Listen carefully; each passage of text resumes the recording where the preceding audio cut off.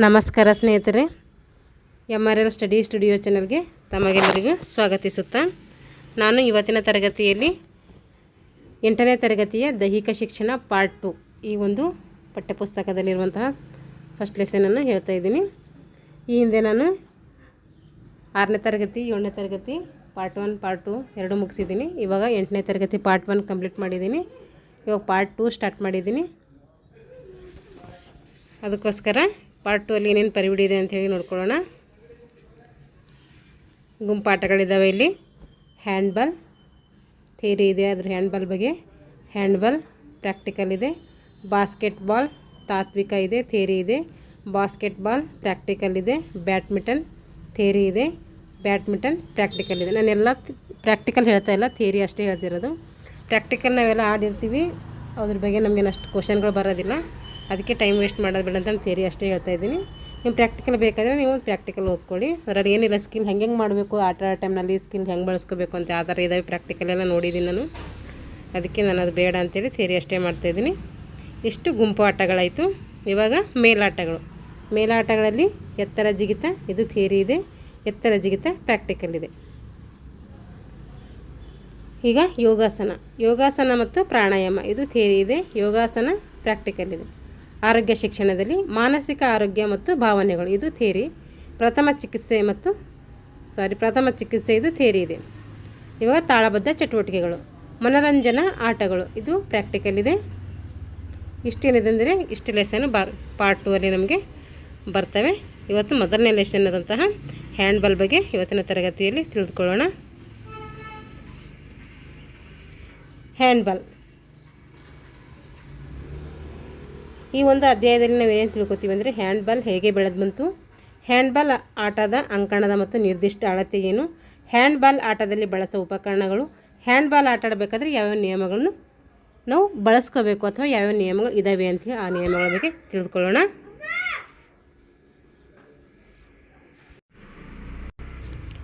ಪ್ರಸ್ತಾವನೆ ಪೀಠಿಕೆ. ಹ್ಯಾಂಡ್ಬಾಲ್ ಆಟವನ್ನು 7 ಜನ ಆಟಗಾರರು ಏನು ಮಾಡ್ತಾರೆ, 2 ತಂಡಗಳ ಮಧ್ಯೆ ಆಡ್ತಾರೆ. ಆ ಕಡೆ 7 ಜನ ಈ ಕಡೆ 7 ಜನ ಸೇರಿಕೊಂಡು 2 ತಂಡದವರು ಸೇರಿಕೊಂಡು ಈ ಹ್ಯಾಂಡ್ಬಾಲ್ ಆಟವನ್ನು ಆಡ್ತಾರೆ. ಇದು ವೇಗದಿಂದ ಕೂಡಿದ ಚಲನೆಗಳನ್ನು ಒಳಗೊಂಡಂಥ ಕುತೂಹಲಕಾರಿ ಆಟವಾಗಿರುತ್ತದೆ. ಇದು ಏನು ಮಾಡ್ತದೆ, ವೇಗದಿಂದ ಕೂಡಿರುವಂಥ ಒಂದು ಆಟವಾಗಿರ್ತದೆ. ಹಾಗೆ ಕುತೂಹಲಕಾರಿ ಕೂಡ ಈ ಒಂದು ಆಟದಲ್ಲಿ ನಾವು ನೋಡ್ಬೋದು. ಮೂಲಭೂತ ಚಟುವಟಿಕೆಗಳಾದಂತಹ ಓಡುವುದಾಗಿರ್ಬೋದು, ಜಿಗಿಯೋದಾಗಿರ್ಬೋದು, ಹಿಡಿಯೋದಾಗಿರ್ಬೋದು, ಎಸೆಯುವುದು, ಈ ಎಲ್ಲ ಚಟುವಟಿಕೆಗಳು ಏನು ಮಾಡ್ತೇವೆ ಈ ಹ್ಯಾಂಡ್ಬಾಲ್ ಆಟದಲ್ಲಿ ಒಳಗೊಂಡಿರ್ತವೆ.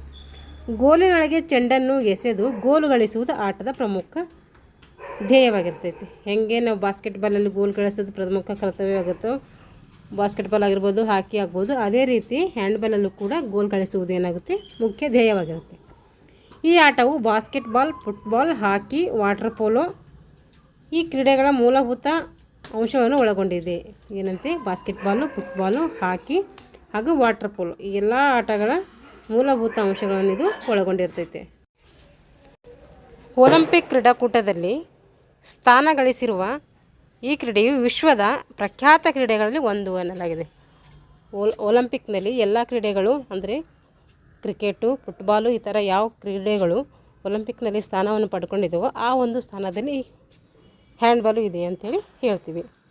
ಹಾಗಾದರೆ ಹ್ಯಾಂಡ್ಬಾಲ್ನ ಇತಿಹಾಸ, ಹ್ಯಾಂಡ್ಬಾಲ್ ಹೆಂಗೆ ಹುಟ್ಟು ಬಂತು, ಅದ್ರ ಬೆಳೆದು ಬಂದ ದಾರಿ ಏನು ಅಂತ ತಿಳ್ಕೊಳ್ಳೋಣ. ಇತಿಹಾಸ ತಜ್ಞರ ಪ್ರಕಾರ ಹ್ಯಾಂಡ್ಬಾಲ್ ಕ್ರೀಡೆಯು ಮನುಕುಲದ ಅತ್ಯಂತ ಪ್ರಾಚೀನ ಒಂದು ಕ್ರೀಡೆ ಎನ್ನಲಾಗಿದೆ. ಅಂದರೆ ಇತಿಹಾಸಕಾರ ಏನು ಹೇಳ್ತಾರೆ ಅಂದರೆ, ಹ್ಯಾಂಡ್ಬಾಲ್ ಕ್ರೀಡೆಯು ಕೂಡ ಮನುಷ್ಯ ಕುಲದ ಒಂದು ಪ್ರಾಚೀನವಾದಂಥ ಕ್ರೀಡೆ ಅಂತೇಳಿ ಹೇಳ್ತಾರೆ. ಪ್ರಾಚೀನ ಗ್ರೀಕರು ಹಾಗೂ ರೋಮನ್ನರು ಹ್ಯಾಂಡ್ಬಾಲ್ ಕ್ರೀಡೆಗೆ ಹೋಲುವ ಕೆಲವು ಆಟಗಳನ್ನು ಆಡ್ತಾಯಿದ್ದರು ಎಂಬ ನಂಬಿಕೆ ಇದೆ. ಪ್ರಾಚೀನ ಕಾಲದಲ್ಲಿ ಗ್ರೀಕರು ಮತ್ತು ರೋಮನ್ನರು ಏನು ಮಾಡ್ತಾಯಿದ್ರಂತೆ, ಹ್ಯಾಂಡ್ಬಾಲನ್ನು ಹೋಲುವಂಥ ಇತರ ಕ್ರೀಡೆಗೆ ಅಂದರೆ ಇತರ ಆಟಗಳನ್ನು ಅವರು ಆಡ್ತಾಯಿದ್ರು ಅಂಥೇಳಿ ನಂಬಿಕೆ ಇದೆ ಅಂತಂದು. 19ನೇ ಶತಮಾನದ ಕೊನೆಯ ಭಾಗದಲ್ಲಿ ಯುರೋಪ್ನ ಉತ್ತರ ಭಾಗದಲ್ಲಿ ಅಸ್ತಿತ್ವದಲ್ಲಿದ್ದ ಹಲವಾರು ಕ್ರೀಡೆಗಳಿಂದ ಆಯ್ದ ಘಟಕಗಳನ್ನು ಸಂಯೋಜಿಸಿ ಹ್ಯಾಂಡ್ಬಾಲ್ ಕ್ರೀಡೆ ಏನು ಮಾಡ್ತು ಆವಿಷ್ಕಾರಕ್ಕೆ ಬಂತು. 19ನೇ ಶತಮಾನದ ಕೊನೆಯಲ್ಲಿ ಯುರೋಪ್ ಉತ್ತರ ಭಾಗದಲ್ಲಿ ಏನಾಯ್ತಂತೆ, ಅಸ್ತಿತ್ವದಲ್ಲಿದ್ದಂಥ ಹಲವಾರು ಕ್ರೀಡೆಗಳಿಂದ ಆಯ್ದುಕೊಂಡಂಥ ವಿಷಯಗಳನ್ನು ಸಂಗ್ರಹಿಸಿ ಈ ಹ್ಯಾಂಡ್ಬಾಲ್ ಏನು ಮಾಡಿದ್ರು ಕಂಡುಹಿಡಿದರು.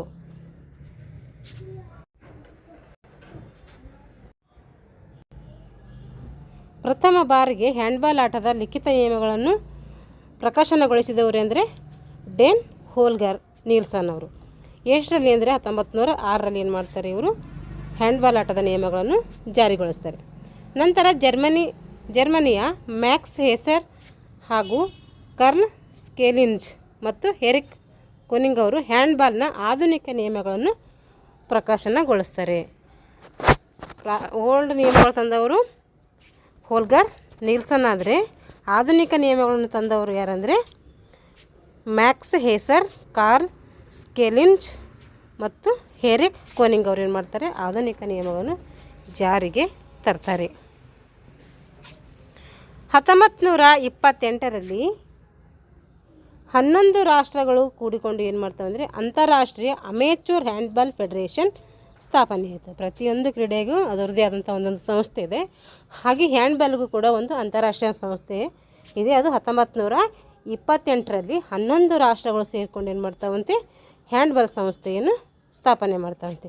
ಈ ಸಂಸ್ಥೆಯು 1946ರಲ್ಲಿ ಪ್ರಸ್ತುತ ಅಸ್ತಿತ್ವದಲ್ಲಿರುವ ಅಂತಾರಾಷ್ಟ್ರೀಯ ಹ್ಯಾಂಡ್ಬಾಲ್ ಫೆಡರೇಷನ್ ಆಗಿ ಮಾರ್ಪಡ್ತೈತೆ. ಅದೇ ಅಮೇಚೂರ್ ಹೋಗಿ ಏನು ಮಾಡ್ತೈತೆ ಅಂತಾರಾಷ್ಟ್ರೀಯ ಹ್ಯಾಂಡ್ಬಾಲ್ ಫೆಡರೇಷನ್ ಸ್ಥಾಪನೆ ಆಗ್ತೈತೆ. ಅಂದರೆ ಅಂತಾರಾಷ್ಟ್ರೀಯ ಅಮೇಚೂರ್ ಹ್ಯಾಂಡ್ಬಾಲ್ ಹೋಗಿ ಅದು ಅಮೇಚೂರ್ ತೆಗೆದು ಏನು ಮಾಡ್ತಾರೆ ಅಂತಾರಾಷ್ಟ್ರೀಯ ಹ್ಯಾಂಡ್ಬಾಲ್ ಫೆಡರೇಷನ್ ಆಗಿ ಪರಿವರ್ತನೆ ಆಗ್ತದೆ. ಅದು ಪರಿವರ್ತನೆ ಆಗಿದ್ದು 1946ರಲ್ಲಿ.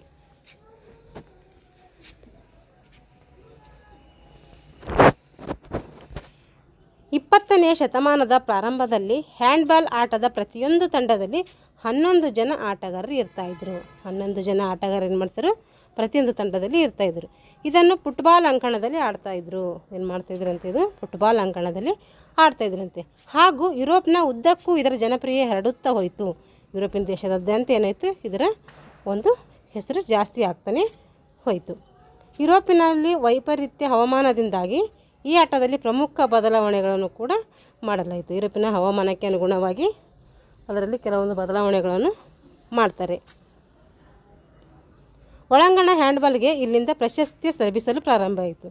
ಅಲ್ಲಿ ವೈಪರೀತ್ಯಗಳು ಅಂದರೆ ಬೇರೆ ಬೇರೆ ಹವಾಮಾನದಲ್ಲಿ ಬದಲಾವಣೆ ಆಗೋದರಿಂದ ಅಲ್ಲಿ ಏನಾಗ್ತೈತೆ ಅಂದರೆ ಹ್ಯಾಂಡ್ಬಾಲ್ನಲ್ಲಿ ಕೆಲವೊಂದು ಬದಲಾವಣೆಗಳಾಗಿ ಒಳಾಂಗಣ ಕ್ರೀಡೆಯನ್ನಾಗಿ ಮಾಡ್ತಾರೆ.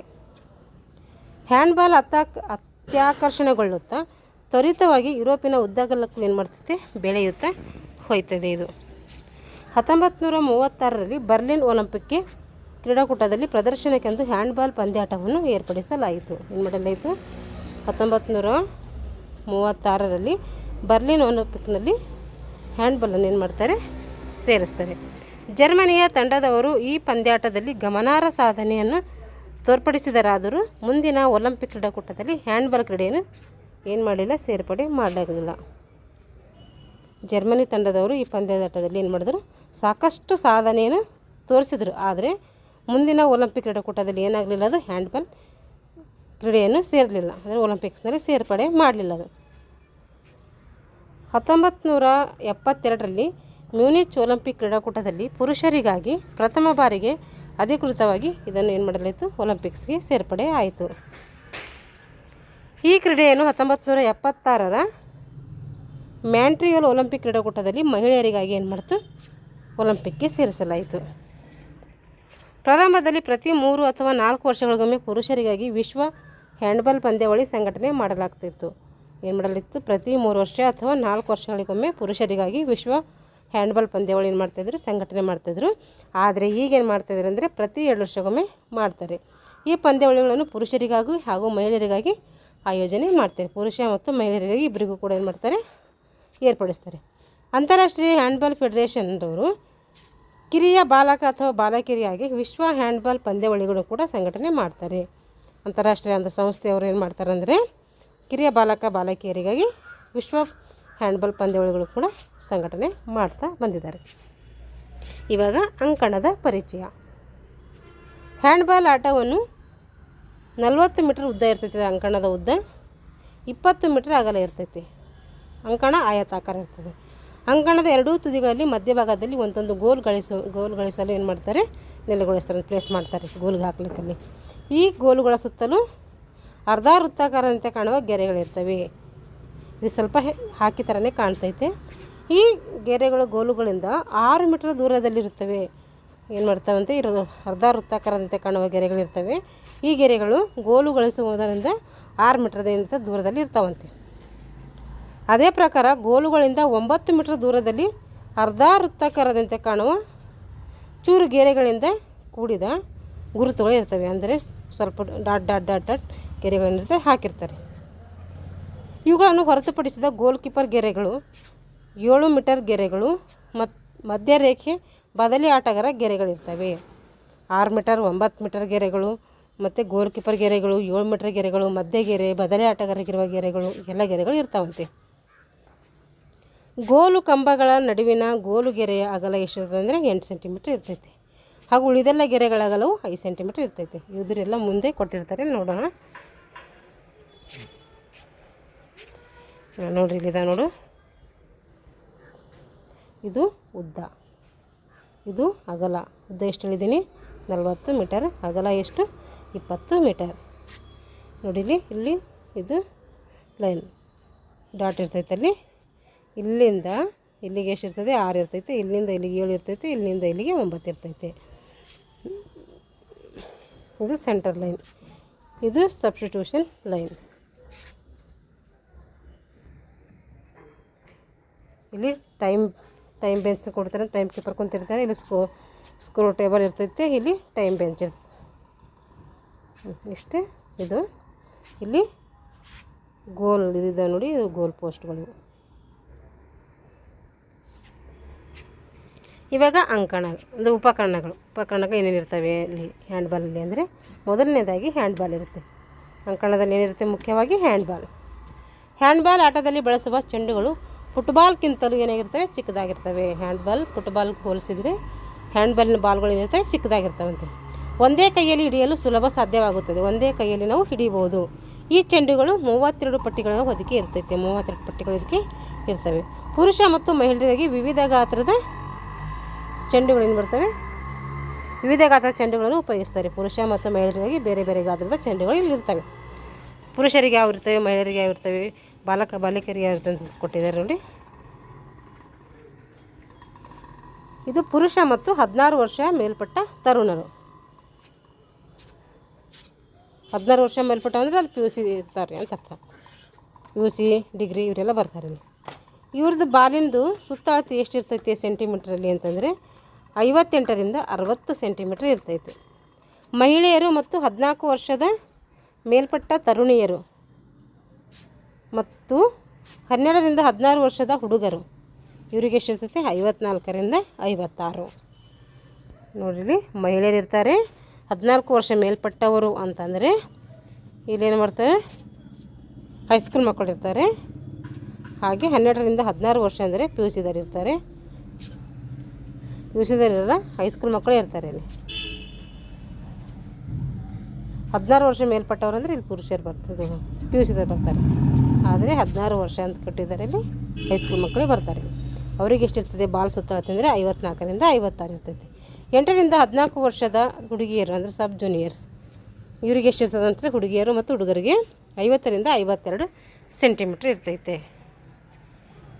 ನೋಡಿರಿ, ಪುರುಷ ಅಂತ ಬಂದರೆ 58ರಿಂದ 60, ಮಹಿಳೆ ಅಂತ ಬಂದರೆ 54ರಿಂದ 56, ಸಬ್ ಜೂನಿಯರ್ಸ್ ಅಂತ ಬಂದರೆ 50ರಿಂದ 52 ಬಾಲ್ನ ಸುತ್ತಳತೆ.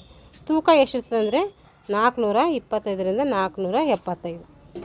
ಇವ್ರದ್ದು ಮಹಿಳೆಯರದು 325ರಿಂದ 375. ಅಂದರೆ ಸಬ್ ಜೂನಿಯರ್ಸ್ದು 290ರಿಂದ 300 ಎಷ್ಟಿರ್ತೈತೆ? 30 ಗ್ರಾಮ್ ತೂಕ ಇರ್ತೈತಿ. ಗಾತ್ರ ಸಂಖ್ಯೆ ಎಷ್ಟು ಗಾತ್ರ ಸಂಖ್ಯೆಗಳಿರ್ತವೆ? ಬಾಲ್ ಸಂಖ್ಯೆ ಕೊಟ್ಟಿರ್ತಾರೆ ಇಲ್ಲಿ. 3 ಪುರುಷರಿಗೆ 3, ಮಹಿಳೆಯರಿಗೆ 2 ಮತ್ತು ಸಬ್ ಜೂನಿಯರ್ಸ್ಗೆ 1. ಅಂದರೆ ಸೈಜ್ ಅಂತ ಅರ್ಥ, ಗಾತ್ರ ಅಂದರೆ. ಗೋಲುಗಳು 3 ಮೀಟರ್ ಅಗಲ ಮತ್ತು 2 ಮೀಟರ್ ಎತ್ತರವಿರುವ ಅಂಕಣದ ಎರಡೂ ತುದಿಗಳ ಮಧ್ಯಭಾಗದಲ್ಲಿ ನೆಲೆಗೊಳಿಸ್ತಾರೆ. ಗೋಲುಗಳಿರ್ತವೆ 3 ಮೀಟರ್ ಅಗಲ ಮತ್ತು 2 ಮೀಟರ್ ಎತ್ತರವಿರುವಂತಹ ಅಂಕಣದ ಎರಡೂ ತುದಿಗಳಲ್ಲಿ ಏನು ಮಾಡ್ತಾರೆ? ಈ ಗೋಲುಗಳನ್ನು ಹಾಕಿರ್ತಾರೆ. ಇದರ ಮುಂಭಾಗದ ಪಟ್ಟಿಯು ಅಗಲ ಎಷ್ಟಿರ್ತದೆ ಅಂದರೆ 8 ಸೆಂಟಿಮೀಟ್ರ್ ಇರ್ತೈತೆ. ಹಾಗೂ ಇದಕ್ಕೆ 2 ವಿಭಿನ್ನ ಬಣ್ಣಗಳ ಲೇಪನವನ್ನು ಕೂಡ ಹಚ್ಚಿರ್ತಾರೆ. ಗೋಲುಗಳಿಗೆ ಜಾಳಿಗೆಯ ರೂಪದಲ್ಲಿ ಏನು ಮಾಡ್ತಾರೆ ಅಂದರೆ ಗೋಲುಗಳಿಗೆ ಜಾಳಿಗೆಯನ್ನು ಚಿತ್ರದಲ್ಲಿ ಕಾಣಿಸಿದಂತೆ ಹಾಕಿರ್ತಾರೆ. ಗೋಲುಗಳಿಗೆ ಜಾಳಿಗೆ ಯಾವ ರೀತಿ ಹಾಕಿರ್ತಾರೆ ಅಂದರೆ ಈ ರೀತಿ ಹಾಕಿರ್ತಾರೆ ನೋಡಿ. ಇದು 3 ಮೀಟ್ರ್ ಉದ್ದ, ಇದು 2 ಮೀಟ್ರ್ ಅಗಲ. ಇವಾಗ ಹ್ಯಾಂಡ್ಬಾಲ್ ಗೋಲ್ ಪಟ್ಟಿಗಳ ಆಕೃತಿ ಹಿಂಗೆ ಕಾಣ್ತೈತೆ. ಹ್ಯಾಂಡ್ಬಾಲ್ ನೀವು ಗೋಲ್ ನೋಡಿದ್ರೆ ನಿಮ್ಗೆ ಗೊತ್ತಾಗುತ್ತೆ. ಇದು ಹ್ಯಾಂಡ್ಬಾಲ್ಗೆ ಈ ರೀತಿ ಪೋಸ್ಟಿಗೆ ಈ ರೀತಿ ಜಾಳಿಗೆ ಹಾಕಿರ್ತಾರೆ.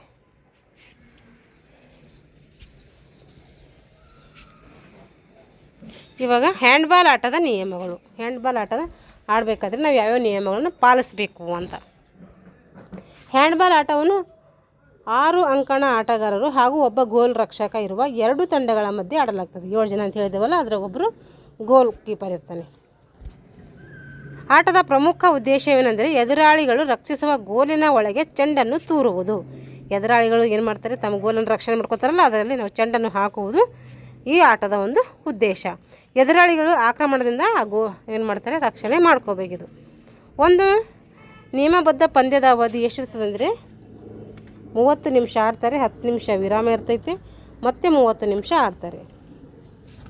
ಅಂದರೆ ಒಟ್ಟು ಎಷ್ಟಾಗುತ್ತಿದ್ದು 70 ನಿಮಿಷ ಆಗುತ್ತೆ. 30 ನಿಮಿಷ ಆಡೋದು, 10 ನಿಮಿಷ ರೆಸ್ಟ್, ಮತ್ತು 30 ನಿಮಿಷ. 12ರಿಂದ 16 ವರ್ಷ ವಯೋಮಿತಿಯವರಿಗೆ ಈ ಕಾಲಾವಧಿಯಲ್ಲಿ ಸ್ವಲ್ಪ ಬದಲಾವಣೆ ಇರ್ತೈತೆ. 25 ನಿಮಿಷ ಆಡ್ತಾರೆ, 10 ನಿಮಿಷ ರೆಸ್ಟು, ಮತ್ತು 25 ನಿಮಿಷ ಆಡ್ತಾರೆ. ಕಾಲಾವಧಿಯ ಕೊನೆಯಲ್ಲಿ ಅಂಕಗಳು ಸಮ ಆದವು ಅಂತಂದರೆ ಅವ್ರು 30 ನಿಮಿಷ ಇವ್ರು 30 ನಿಮಿಷ ಆಡಿದ ಮೇಲೆ ಅಂಕಗಳು ಸಮ ಆದವು ಅಂದರೆ 5 ನಿಮಿಷ ವಿರಾಮದ ನಂತರ 5 ನಿಮಿಷ ಪ್ಲಸ್ 1 ನಿಮಿಷ ಪ್ಲಸ್ 5 ನಿಮಿಷ ಅಂದರೆ 5 ನಿಮಿಷ ಆಡಿಸ್ತಾರೆ, 1 ನಿಮಿಷ ರೆಸ್ಟ್, ಮತ್ತು 5 ನಿಮಿಷ ಆಡಿಸ್ತಾರೆ. ಈ ಕಾಲಾವಧಿಯಲ್ಲಿ ಹೆಚ್ಚುವರಿ ಆಟವನ್ನು ಆಡಿಸುತ್ತಾರೆ. ಹೆಚ್ಚುವರಿ ಆಟವನ್ನು ಇಲ್ಲಿ ಆಡಿಸ್ತಾರೆ. ಆಗಲೂ ಅಂಕಗಳು ಸಮ ಆದರೆ ಏನು ಮಾಡ್ತಾರೆ ಅಂದರೆ ಮತ್ತೊಮ್ಮೆ 5 ನಿಮಿಷ, 1 ನಿಮಿಷ, 5 ನಿಮಿಷ, ಮತ್ತು 5 ನಿಮಿಷ ಆಡಿಸ್ತಾರೆ, 1 ನಿಮಿಷ ರೆಸ್ಟ್, ಮತ್ತು 5 ನಿಮಿಷ ಆಡಿಸ್ತಾರೆ. ಹೆಚ್ಚುವರಿ ಆಟವನ್ನು ಆಡಿಸ್ತಾರೆ. ಇದರಲ್ಲಿಯೂ ಅಂಕ ಸಮವಾದರೆ ಪಂದ್ಯಗಳಿಗೆ ಅನುಗುಣವಾಗಿ ಏನು ಮಾಡ್ತಾರೆ, ವಿಜಯ ತಂಡವನ್ನು ನಿರ್ಧರಿಸ್ತಾರೆ. ಯಾರು ಪಾಯಿಂಟ್ಸ್ ಹೆಚ್ಚಿಗೆ ಮಾಡ್ತಾರೆ ಅವ್ರಿಗೆ ಏನು ಮಾಡ್ತಾರೆ, ಇಲ್ಲಿ ವಿಜಯ ಅಂಥೇಳಿ ಘೋಷಣೆ ಮಾಡ್ತಾರೆ. ನಿಯಮಿತ ಕಾಲಾವಧಿಯಲ್ಲಿ ಪ್ರತಿ ಹಂತದಲ್ಲಿ 1 ನಿಮಿಷಕ್ಕೆ ವಿರಾಮಕ್ಕಾಗಿ ಪ್ರತಿ ತಂಡಕ್ಕೂ ಒಂದೊಂದು ಅವಕಾಶ ಇರ್ತೈತಿ. ಥ್ರೋ ಆಫ್ ಮೂಲಕ ಏನು ಮಾಡ್ತಾರೆ, ಆಟವನ್ನು ಪ್ರಾರಂಭ ಮಾಡ್ತಾರೆ. ಮಧ್ಯಗೆರೆಯಿಂದ ಪ್ರಾರಂಭ ಮಾಡ್ತಾರೆ, ಇದರಿಂದ ಥ್ರೋ ಆಫ್ ಮುಖಾಂತರ. ಯಾವ ತಂಡದವರು ಇದನ್ನು ನಿರ್ವಹಿಸಬೇಕೆಂಬುದು ನಾಣ್ಯ ಚಿಮ್ಮುವಿಕೆ ಮೂಲಕ ಏನು ಮಾಡ್ತಾರೆ, ನಿರ್ಧರಿಸ್ತಾರೆ.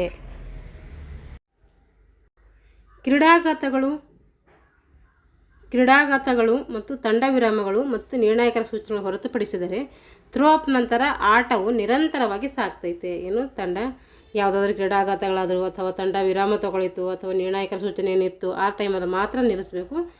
ಅದರ ನಂತರ ಏನು ಮಾಡ್ತಾ ಇದ್ದಾರೆ ಅಂದರೆ ಅವು ಯಾವ ಇರಲಿಲ್ಲ ಅಂದರೆ ಆಟ ಏನು ಮಾಡ್ತೀವಿ ನಿರಂತರವಾಗಿ ಸಾಗ್ತಾ ಇರ್ತೈತಿ. ಯಾವುದೇ ತಂಡ ಎದುರಾಳಿಗಳ ಗೋಲಿನೊಳಗೆ ಚೆಂಡನ್ನು ಯಶಸ್ವಿಯಾಗಿ ತೂರಿದರೆ ಆ ತಂಡಕ್ಕೆ ಏನಾಗ್ತೈತಿ, ತನ್ನ 1 ಅಂಕ ಸಿಗ್ತೈತೆ. ಗೋಲಿನಿಂದ 6 ಮೀಟರ್ ದೂರದಲ್ಲಿರುವ ಅರ್ಧ ವೃತ್ತಾಕಾರದಂತೆ ಕಾಣುವ ಗೆರೆಯಿಂದ ಕೂಡಿದ ಕ್ಷೇತ್ರಕ್ಕೆ ಏನಂತೀವಿ ನಾವು ಗೋಲ್ ಕ್ಷೇತ್ರ ಅಂತೇಳಿ ಕರಿತೀವಿ. ಏನು ಗೋಲಿನಿಂದ 6 ಮೀಟರ್ ದೂರದಲ್ಲಿರುವಂತಹ ಅರ್ಧ ವೃತ್ತಾಕಾರದಂತೆ ಕಾಣುವ ಗೆರೆಗಳಿಂದ ಕೂಡಿದ ಕ್ಷೇತ್ರಕ್ಕೆ ಏನಂತೀವಿ, ಗೋಲ್ ಕ್ಷೇತ್ರ ಅಂತೇಳಿ ಕರಿತೀವಿ. ಅಲ್ಲಿ ನೋಡಿದವಲ್ಲ ಅದೇ ಅದು. ರಕ್ಷಣಾ ಕೌಶಲ್ಯದಲ್ಲಿ ಎದುರಾಳಿ ಆಟಗಾರರೊಂದಿಗೆ ಪರಸ್ಪರ ಸ್ಪರ್ಶಕ್ಕೆ ಅವಕಾಶವಿದೆಯಾದರೂ ಕೈಗಳನ್ನು ಮತ್ತು ಕಾಲುಗಳನ್ನು ಬಳಸುವಂತಿಲ್ಲ. ರಕ್ಷಣಾ ಆಟದ ಕೌಶಲ್ಯದಲ್ಲಿ ಏನಿದೆ, ಇಬ್ಬರು ಪರಸ್ಪರ ಏನು ಮಾಡ್ಬೋದು, ಚರ್ಚೆ ಮಾಡ್ಬೋದು, ಆದರೆ ಕೈಗಳಿಂದ ಕಾಲುಗಳನ್ನು ಇಲ್ಲಿ ಬಳಸೋದು ಅಂದರೆ ಕೈಯಿಂದ ಕಾಲಿಂದ ಏನು ಬಳಸಂಗಿಲ್ಲ. ಅವು ಬಳಸ್ಕೊಂಡು ಆಟ ಆಡೋಂಗಿಲ್ಲ ಅಂತ ಅರ್ಥ. ಅಂದರೆ ಜಗಳ ಮಾಡೋಂಗಿಲ್ಲ ಅಂತ ಅರ್ಥ. ನಾವು ಸಮಾಧಾನದಿಂದ ಚರ್ಚೆ ಮಾಡಬೇಕಷ್ಟೆ. ಎದುರಾಳಿ ಆಟಗಾರರನ್ನು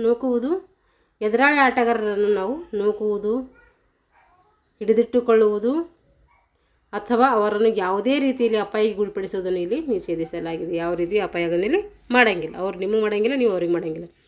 ತೀವ್ರ ಹೊರಟು ಆಟವಾಡಿದಲ್ಲಿ ಅಂಥ ಆಟಗಾರರಿಗೆ ಏನು ಮಾಡ್ತಾರೆ, 2 ನಿಮಿಷ.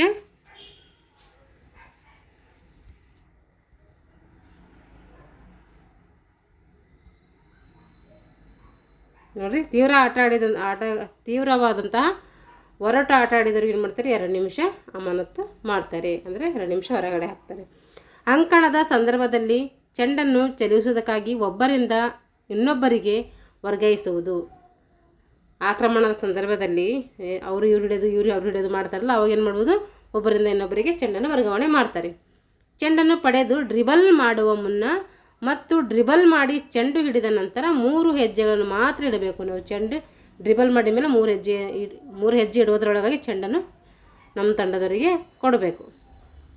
ಚೆಂಡನ್ನು ಹಿಡಿದುಕೊಳ್ಳುವುದಾದರೆ ಕೇವಲ 3 ಸೆಕೆಂಡ್ಗಳ ಕಾಲ ಹಿಡಿಬೇಕು. ನಾವು ಚೆಂಡನ್ನು ಕೈಯಲ್ಲಿ ಹಿಡ್ಕೊಂಡು ಅಂದರೆ 3 ಸೆಕೆಂಡ್ ಅಷ್ಟೇ ಹಿಡಿಬೇಕು. ಅದಕ್ಕಿಂತ ಜಾಸ್ತಿ ಹಿಡಿದ್ರೆ ಏನಾಗುತ್ತೆ, ಔಟ್ ಆಗುತ್ತೆ. ಆಕ್ರಮಣ ಆಟಗಾರರು ರಕ್ಷಣಾ ಗೋಡೆಯ ಮೇಲಿಂದ, ಸುತ್ತಲಿಂದ ಅಥವಾ ಮಧ್ಯದಿಂದ ಗಳಿಸಲು ಪ್ರಯತ್ನಿಸಬೇಕಾಗುತ್ತದೆ.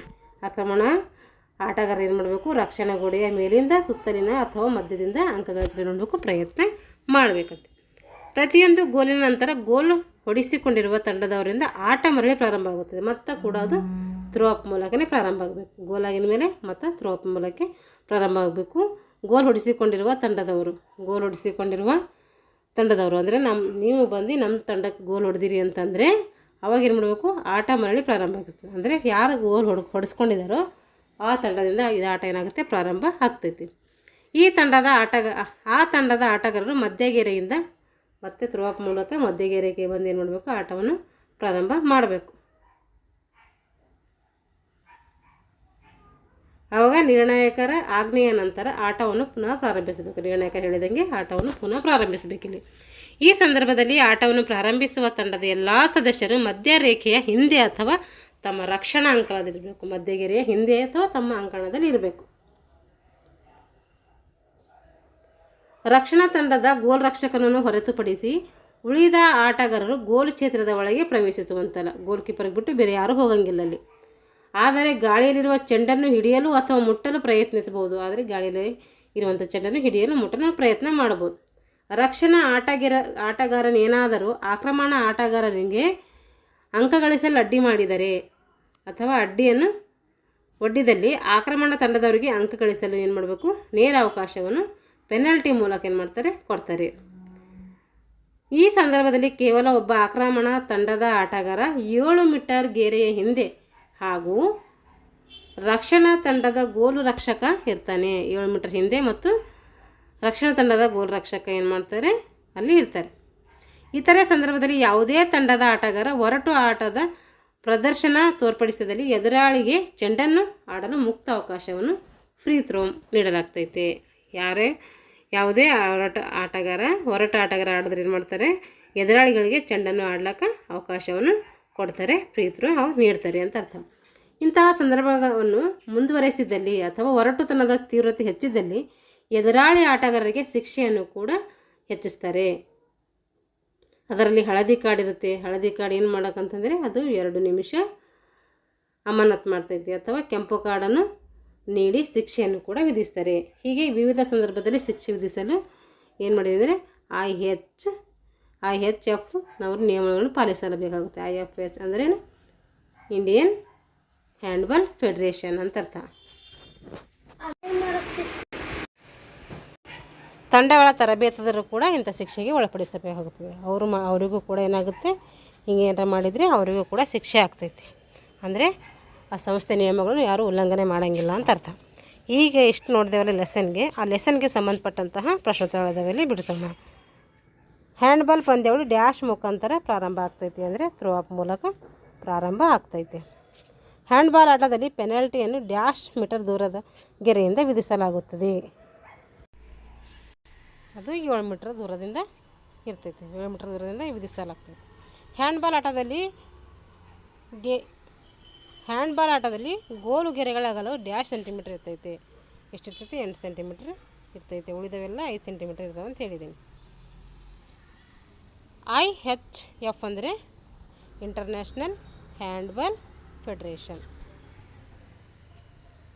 ಇವಾಗ 2-3 ವಾಕ್ಯದಲ್ಲಿ, 1 ವಾಕ್ಯದಲ್ಲಿ ಅಥವಾ 2 ವಾಕ್ಯದಲ್ಲಿ ಉತ್ತರಿಸಬೇಕು. ಪ್ರಥಮ ಬಾರಿಗೆ ಹ್ಯಾಂಡ್ಬಾಲ್ ಆಟದ ಲಿಖಿತ ನಿಯಮಗಳನ್ನು ಯಾವಾಗ ಮತ್ತು ಯಾರು ಪ್ರಕಾಶನಗೊಳಿಸಿದರು? 1928ರಲ್ಲಿ ನೀಲ್ಸನ್ ಅವರು ಏನು ಮಾಡ್ತಾರೆ, ಹೋಲ್ಗರ್ ನೀಲ್ಸನ್ ಅವರು ಮಾಡ್ತಾರೆ. ಆಧುನಿಕ ಅಂತ ಬಂದಾಗ 1946ರಲ್ಲಿ ಕೇಲ್ಕರ್ ಅವರು ಮಾಡ್ತಾರೆ. ಕೇಲ್ಕರ್ ಮತ್ತು ಇನ್ನೊಬ್ಬರು ಸೇರಿಕೊಂಡು ಮಾಡ್ತಾರೆ. ಇವಾಗ ಮುಂದಿನ ಕ್ವಶನ್ ನೋಡೋಣ. ಆಧುನಿಕ ಹ್ಯಾಂಡ್ಬಾಲ್ ಆಟದ ನಿಯಮಗಳನ್ನು ರೂಪಿಸಿದವರು ಯಾರು? ಸರಿ, ಅದು ನಾನು ಇದು ಹೇಳಿರೋದು, ಅದು ಅಮೇಚೂರ್ ಫೆಡ್ರೇಷನ್ ಅದು ಹೇಳಿರೋದು. 1928ರಲ್ಲಿ ಅಮೇಚೂರ್ ಫೆಡ್ರೇಷನ್ ಆಗುತ್ತೆ. ಆಮೇಲೆ ಇಂಟರ್ನ್ಯಾಷನಲ್ ಹ್ಯಾಂಡ್ಬಾಲ್ ಫೆಡ್ರೇಷನ್ ಆಗುತ್ತೆ. ಇದು 1940ರಲ್ಲಿ ಅದು ಹೇಳಿರೋದು ನಾನು. ಇದು ನಿಯಮ ಬೇರೆ. ಪ್ರಥಮ ಬಾರಿಗೆ ಹ್ಯಾಂಡ್ಬಾಲ್ ಆಟದ ನಿಯಮಗಳು ಅಂದಾಗ ಹೋಲ್ಗರ್ ನೀಲ್ಸನ್ ಅವ್ರು ಬರ್ತಾರೆ. ಮತ್ತು ಆಧುನಿಕ ಹ್ಯಾಂಡ್ಬಾಲ್ ಅಂತ ಬಂದಾಗ ಇಲ್ಲಿ 3 ಜನ ಬರ್ತಾರೆ ಒಟ್ಟಿನಾಗ. ಒಬ್ಬರು ಕೋನಿಂಗ್ ಅಂತ ಬರ್ತಾರೆ, ಇನ್ನೊಬ್ಬರು ಮ್ಯಾಕ್ಸ್ ಸ್ಕೆಲಿಂಗ್, ಇದು ಕಾರ್ಲ್ ಸ್ಕೆಲಿಂಜ್, ಇನ್ನೊಬ್ಬರು ಬರ್ತಾರೆ, ನೆನಪು ಬರ್ತಾಯಿಲ್ಲ. 3 ಜನ ಬರ್ತಾರೆ, ನೋಡ್ಕೊಂಡು ಬರೀರಿ ಅದು. ಇವಾಗ ಮ್ಯಾಕ್ಸ್ ಹೇಸರ್, ಕಾರ್ಲ್ ಸ್ಕೆಲಿಂಜ್ ಮತ್ತು ಕೋನಿಂಗ್ 3 ಜನ ಆಧುನಿಕ ನಿಯಮಗಳನ್ನು ರೂಪಿಸ್ತಾರೆ. ಅಂತಾರಾಷ್ಟ್ರೀಯ ಹ್ಯಾಂಡ್ಬಾಲ್ ಫೆಡರೇಷನ್ ಯಾವಾಗ ಅಸ್ತಿತ್ವಕ್ಕೆ ಬಂತು ಅಂದರೆ 1946ರಲ್ಲಿ ಅಸ್ತಿತ್ವಕ್ಕೆ ಬರ್ತೈತೆ. ಇವಾಗ 3-4 ವಾಕ್ಯದಲ್ಲಿ ಉತ್ತರಿಸಬೇಕು. ಹ್ಯಾಂಡ್ಬಾಲ್ ಕ್ರೀಡೆಯನ್ನು ಒಲಿಂಪಿಕ್ಗೆ ಸೇರಿಸಿಕೊಂಡಿದ್ದ ಬಗ್ಗೆ ಹೇಳಬೇಕು. 1936ರಲ್ಲಿ ಒಲಿಂಪಿಕ್ ಸೇರಿಸ್ತದೆ, ಅದು ಹೆಂಗೆ ಸೇರ್ಕೋತು ಅಂಥೇಳಿ ನೀವು ಬರೀಬೇಕು. ವಿಶ್ವ ಹ್ಯಾಂಡ್ಬಾಲ್ ಪಂದ್ಯಾವಳಿಯ ಸಂಘಟನೆ ಕುರಿತು ಟಿಪ್ಪಣಿ ಬರೆಯಿರಿ, ಅದ್ರ ಬಗ್ಗೆ ಬರೀರಿ. ಇವೆಲ್ಲ 8ನೇ ಕ್ಲಾಸ್ ಮಕ್ಕಳಿಗೆ ಯೂಸ್ ಆಗ್ತವೆ, ಆದರೂ ನಮಗೂ ಟೈಮ್ ಸಿಕ್ಕರೆ ನಾವು ಬರೆದ್ರೆ ನಮಗೂ ಸ್ವಲ್ಪ ಯೂಸ್ ಆಗ್ತೈತೆ ಅಂತ ಅರ್ಥ. ಹ್ಯಾಂಡ್ಬಾಲ್ ಚೆಂಡಿನ ಕುರಿತು ಟಿಪ್ಪಣಿ ಬರೀರಿ. 3 ಜನಕ್ಕೆ ಬರ್ತೈತೆ, ಇಲ್ಲಿ ಬೇರೆ ಬೇರೆ ಬರ್ತೈತೆ, ಅವೆಲ್ಲ ಬೇರೆ ಬೇರೆ ಬರೀಬೇಕು. ಹ್ಯಾಂಡ್ಬಾಲ್ ಆಟದ ವೇಳೆ ಶಿಕ್ಷೆ ವಿಧಿಸುವ ಕ್ರಮ ಹೇಗೆ, ಇದ್ರ ಬಗ್ಗೆನೂ ಕೂಡ ಇದೆ, ನೋಡ್ಕೊಂಡು ಬರೀರಿ. 2-3 ವಾಕ್ಯದಲ್ಲಿ ಇದೆ, 3-4 ವಾಕ್ಯದಲ್ಲಿದೆ ಇದು. ಇವಾಗ ಹೊಂದಿಸಿ ಬರೀಬೇಕು. ಇವಾಗ ಅಂಕಣದ ಗೆರೆಗಳಾಗಲ್ಲ, IHF ಸ್ಥಾಪನೆ, ಗೋಲ್ ಪಟ್ಟಿಯ ಅಗಲ, ಒಲಿಂಪಿಕ್ಸ್ನಲ್ಲಿ ಹ್ಯಾಂಡ್ಬಾಲ್ ಸೇರ್ಪಡೆಯಾಗಿರೋದು ನೋಡ್ರಿ. ಅಂಕಣದ ಗೆರೆಗಳ ಅಗಲ ಎಷ್ಟಿರ್ತೈತೆ, ಅದು 5 ಸೆಂಟಿಮೀಟ್ರ್ ಇರ್ತೈತೆ. IHF ಸ್ಥಾಪನೆ ಆಗಿರೋದು 1946. ಗೋಲ್ ಪಟ್ಟಿಯ ಅಗಲ ಎಷ್ಟು, 8 ಸೆಂಟಿಮೀಟರ್. ಒಲಿಂಪಿಕ್ ಹ್ಯಾಂಡ್ಬಾಲಲ್ಲಿ ಸೇರಿದ್ದು 1972. ಇಲ್ಲಿ ಪುರುಷರ ಆಟ ಆಡ್ತಾರೆ. ಇಲ್ಲಿ 1976ರಲ್ಲಿ ಮಹಿಳೆಯರದು ಸೇರ್ತೈತೆ ಒಲಿಂಪಿಕ್ಗೆ. ಇಷ್ಟು ಹ್ಯಾಂಡ್ಬಾಲ್ ಬಗ್ಗೆ ಈ ತರಗತಿಯಲ್ಲಿ ನಾವು ತಿಳ್ಕೊಂಡಿದ್ದೀವಿ. ಮುಂದಿನ ತರಗತಿಯಲ್ಲಿ ಏನು ಮಾಡೋಣ ಅಂತಂದರೆ, ಮುಂದಿನ ಒಂದು ಗೇಮ್ಸ್ ಬಗ್ಗೆ ಕುರಿತು ತರಗತಿಯನ್ನು ಮಾಡೋಣ ಅಂತ ಹೇಳ್ತಾ ಇಲ್ಲಿಗೆ ಈ ತರಗತಿಯನ್ನು ಮುಗಿಸ್ತಾ ಇದ್ದೀನಿ. Thanks for watching all.